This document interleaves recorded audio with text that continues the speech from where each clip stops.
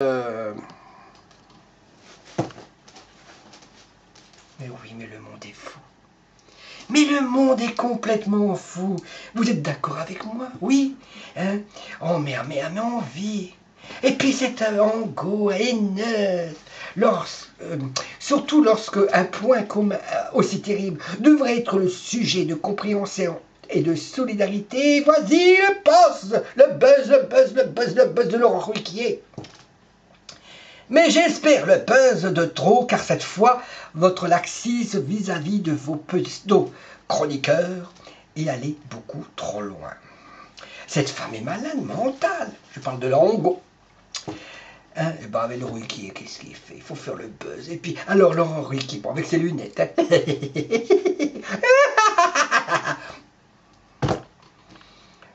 Ça devient insupportable. C'est le silence des personnes présentes. On se serait cru dans le RER. Mais oui, mais pareil dans le RER qui a eu l'agression. Hein, et tout le monde tourne la tête. Hop là, j'ai pas vu, j'ai pas vu, j'ai pas vu. Elle se fait violer, elle se fait comme ça, elle se fait cracher. On se fait assassiner dans le métro, etc.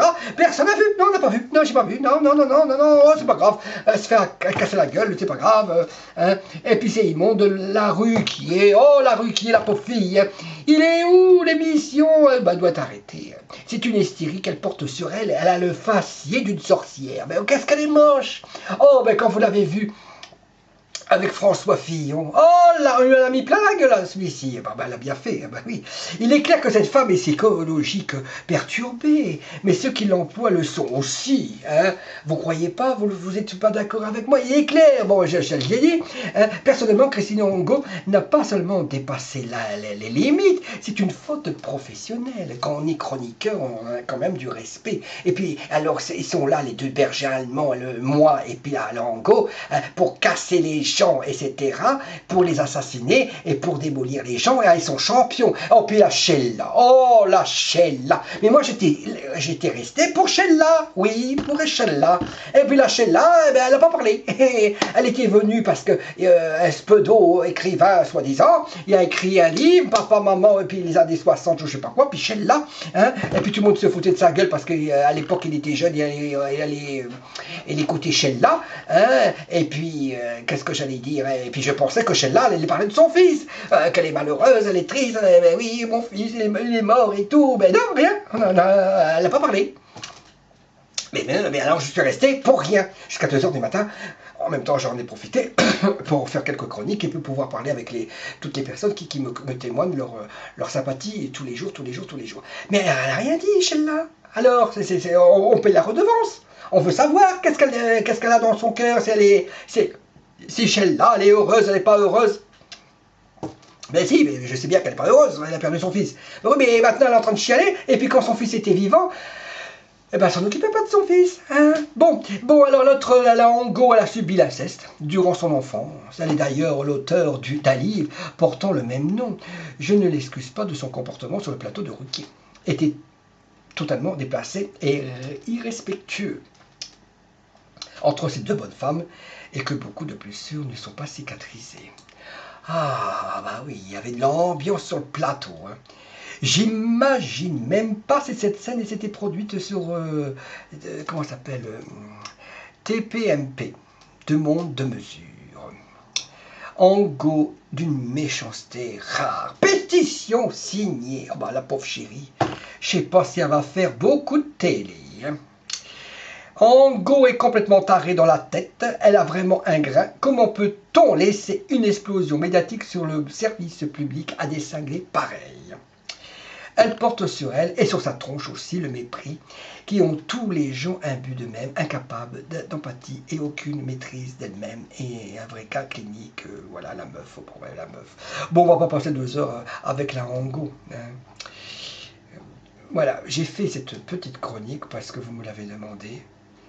Ça me fait plaisir, ça me met, bon ben là, c'est du direct, c'est la première fois que je le fais. J'ai déjà fait des chroniques en direct, mais ça faisait longtemps, mais parce que il faut improviser, il faut trouver, il faut chercher comment on appelle ça, les chroniques valables, intéressantes, pour que pour que ces chroniques puissent vous plaire, il faut les travailler un petit peu, etc. etc.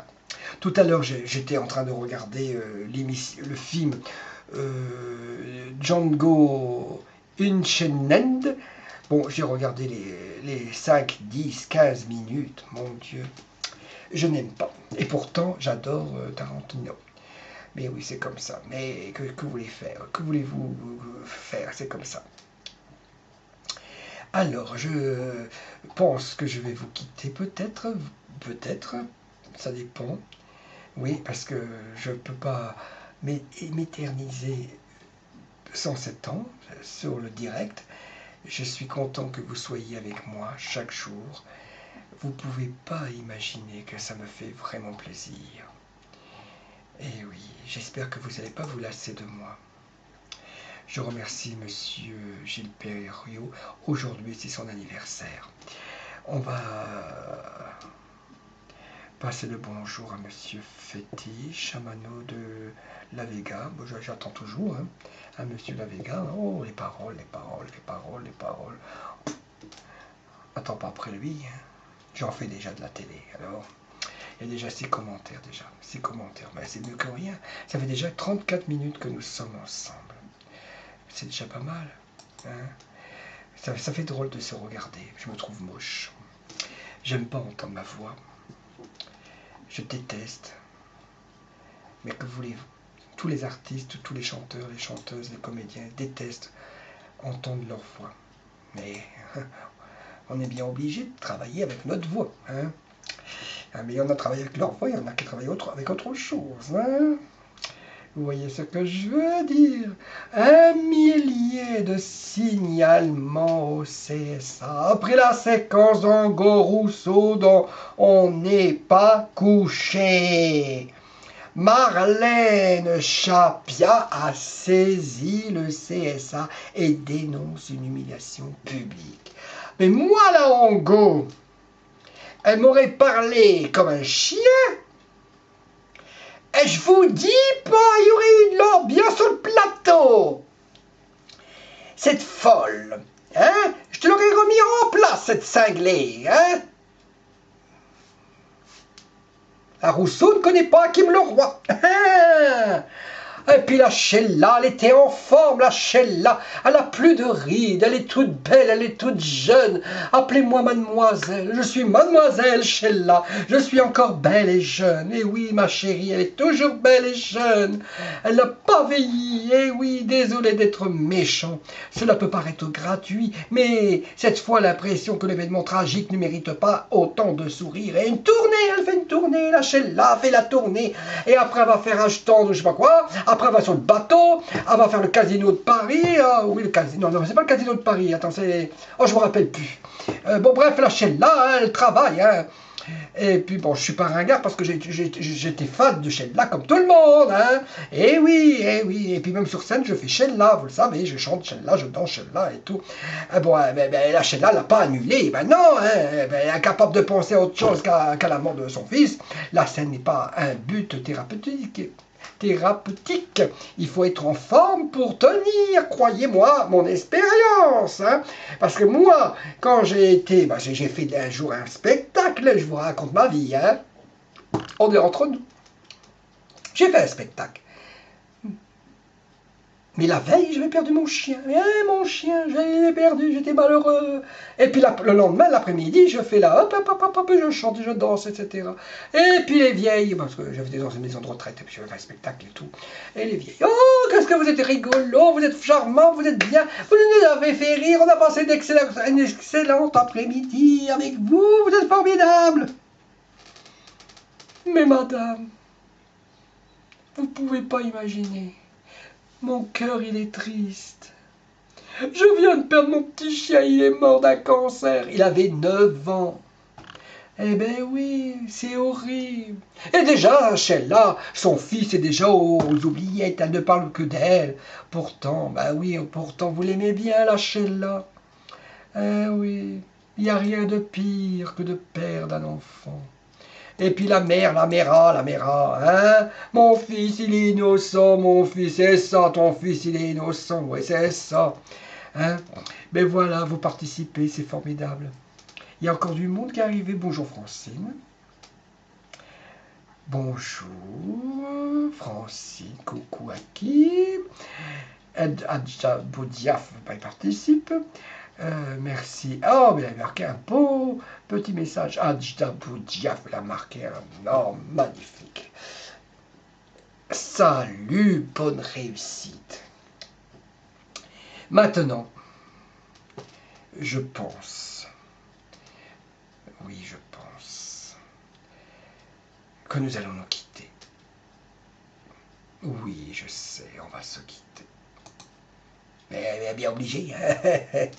J'ai des choses à faire. Hein. Bien oui, je dois me laver les dents. J'ai mangé des spaghettis ce soir. C'était bon. Avec un peu de sauce tomate. Je vais vous envoyer un cadeau. Là maintenant. Un cœur. Beaucoup de cœurs. Des fleurs. Je vais vous envoyer un sourire. Et puis je vous remercie de m'avoir suivi. Vous êtes formidable, je vous aime beaucoup. Vous me faites du bien, que Dieu vous bénisse. Mais oui, on est obligé de se quitter. Hein. Je sais pas si un direct ça peut durer toute la nuit. Mais oui, mais voilà, ben c'est comme ça. Hein. J'étais très heureux d'avoir discuté avec vous. Je suis très heureux d'avoir fait cette chronique. Je ne sais pas si j'ai réussi, mais c'était du